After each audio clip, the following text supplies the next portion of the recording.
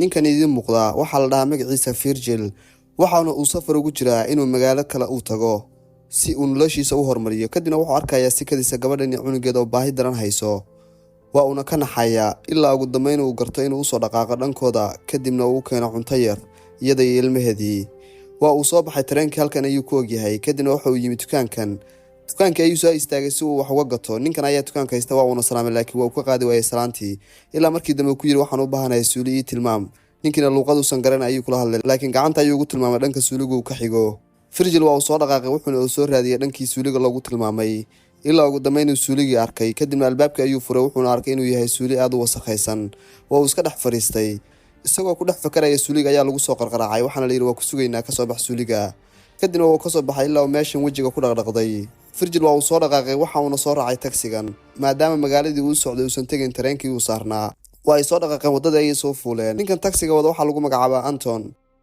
kadibna waa ay sheekaysanayaan xoogaa wada sheekaysiga kadib Virgil waa uu ku kululaanaya gaarigii waxa uu isku dayayaa inuu ay siga daarto laakiin ninkii gaariga wata ayaa ka celinaya waxa uu leeyahay si xaq uma lihid maadaama lacag yar aad siisana kuma daari kara wax ay siiyay shidaalka ayaa iga dhamaanaya safarkooda ayay hore u sii wateen kadibna halkan ayay ku hakadeen ninkana waxa uu daartay sigaar gaariga ayaa cilad ku timi Virgilna waxa lagu amray inuu gaariga taayirka ka bedelo ninkana wuxuu iska cabayaa sigaarkiisii ninkii taksiilaha ayaa wuxuu arkay laba eeyo istagaalaysa oo mid ka mid ah la dilay kadibna dhagaxan ayuu soo qaadanayaa ilaa ugu dambeyn naftii dhaafiyay eygii rafanayay xilli habeenimo ayaa la gaaray Antonna waxa uu isku dayayaa inuu gaarigiisa shidaal ku shubo laakiin waxay isla garteen labadoodii inay caawa dab halkan ku shitaan halkan ay iska joogaan ilaa inta uu ka bariyayo barina ay safarkooda hore u sii wataan waa iska sheekaysanayaan ninkii taksiilaha ayaa wuxuu ku oranaya Virgil magaalada u socotid maxaad ka doonaysaa waxa uu sheegayaa inuu rabo inuu ganacsado noqdo magaaladan uu ka shaqaysto Virgil waxa uu tusayaa waraaqdan waxa uu leeyahay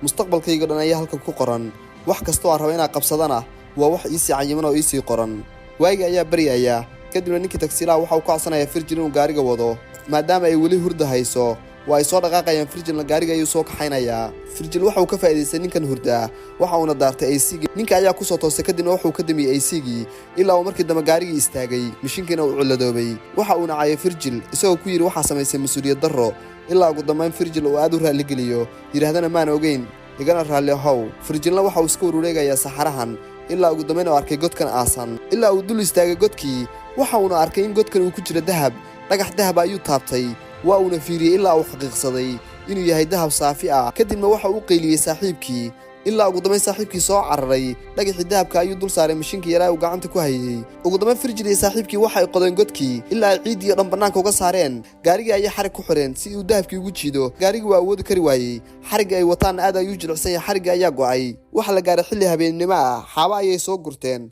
waxayna go'aansadeen caawa halkan seexdaan Virgil iyo saaxiibkii waxay labada dhinac ka fadhiyaan dabkii ilaa ugu dambeyn ninkii taksiilaha farxad darteed uu kor la bodboday yirina waxaan tuurnay bustii fakhriga Anthony ayaa wuxuu ku yiri saaxiibkii Virgil xalay waxaan ka sheekaysanaynaa aniga adigu mustaqbalka aad leedahay iyo mustaqbalka anigu aan rajeynayay caawana waxaan nahay taajiriin agjiifa dahab aad u fara badan Virgil iyo saaxiibkii waxay go'aansadeen habeennimadii in loo baahan yahay qalab lagu soo saaro dahabkan in mid ka mid ah uu bari subax baxo soona qaado qalabka lagu talagalay dahabka si ay dahabka meesha uga soo baxaan ugu dambeyn waayigi ayaa bariyay kadibna ninkii taksiilaha gaariga ayuu istaartay ilaa uu Virgil ku soo tuuray telefonkan yirina halkan ayaan ka wada xiriireynaa saaxiibkii oo u jawaabay wuxuu ku yiri maadaama deegaanada aad u kala fog yihiin ilaa 3-4-5 cisho waa gaari karaa Virgilna waxa uu dhaqaaqay inuu dhisto teendho uu ku hoydo dhowrka cisho uu saaxiibkii maqan yahay telefonka ayuu soo qabtay waxa uu fiiriyay inuu khadkiisu shaqaynayo ugu dambeyn Virgil waxa uu soo gurtay xaabadan idin muuqata si uu dab uga dhigto caawa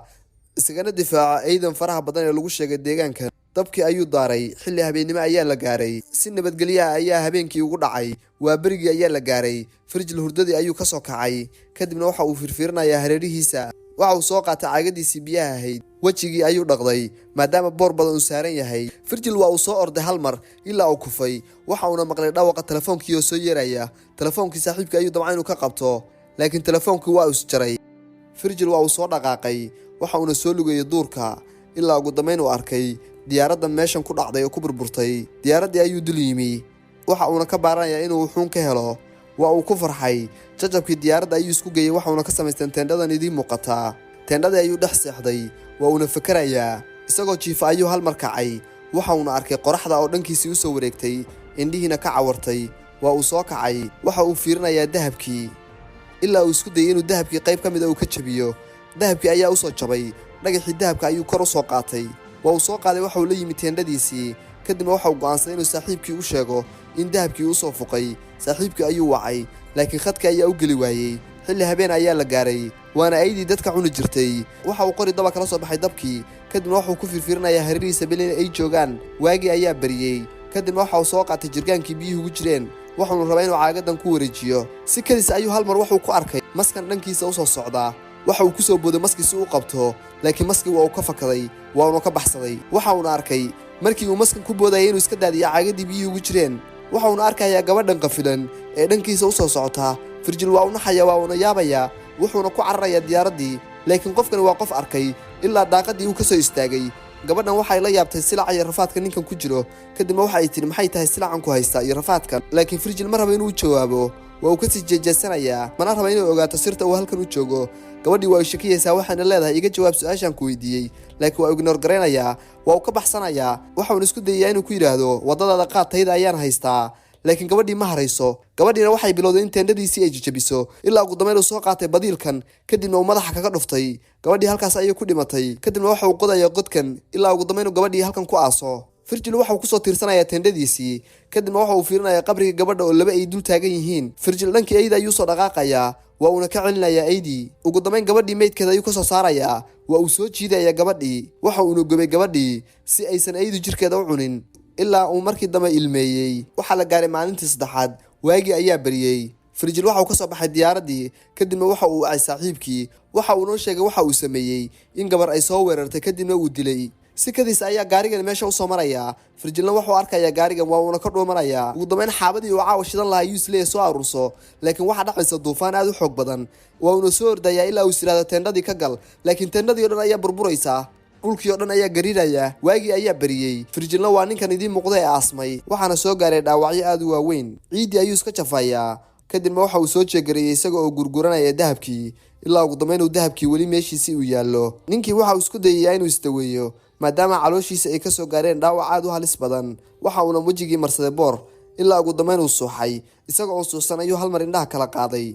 waxa uuna arkay gabadhan dul taagan ee fallaarta ku haysa. kadibna gabadhii waxaa aragtay ninkan inuu tabcaan yahay ilaa ay biyo siisay. markii biyihii u cabbay kadib ayuu indhaha kala furay, waxuuna arkay in gabadhii ay ka tagtay. ugu dambeyn ninkii Virgil ahaa gurguranaya waxa uu wacay saaxiibkii, waxa uuna u sheegay in gabar kale ay u timi. waxa uuna yidhi, waxaan ka shaki qabaa in gabadhii aan dilay ay raadkeedii daba socoto. ma aragtay gabar aniga ii eeg oo qabta dhar madow ayay weydiisay, laakiin waxa uu ku yidhi maya, wax gabara ma arag. waxauna ku yidhi saaxiibkii, halis ayaan ku jiraa, aydii dadka cuni jirta ayaa i dul taagan, fadlan i badbaadi. waa uu ooyayaa Virgil, waxauna ku quusanayaa nolosha. kor ayuu ka daawanayaa, waxaunu rabaa in aydan cunto si uu isagu dahabka ugu soo haro. waxa uu ku fiirinayaa diiraddii, waxauna hubsaday in aydii ay cunayso Virgilna uu halkaa ku dhintay. kadibna waxa uu soo qaadanaya gaarigiisii si raaxa leh ilaa uu dahabkii oo dhan gaariga saartay. ninkii tagsiilaha gaariga ayuu dib uga soo baxay, kadibna waxaa ku dhacday fallaar. halkaas ayuuna ku dhintay ninkii tagsiilaha ahaa, waxaana dishay gabadhii ugu dambeysay. daawadayaal, filimkeenna maanta halkaas ayaa kusoo gabagabaynay. waxa uu ahaa filim aad u xiiso badan. fadlan haddii aad ku cusub tahay barteena YouTube, subscribe saar. muuqaalkanna hadduu ku soo gaaray, fadlan keliya nagu caawi inaad saartid like.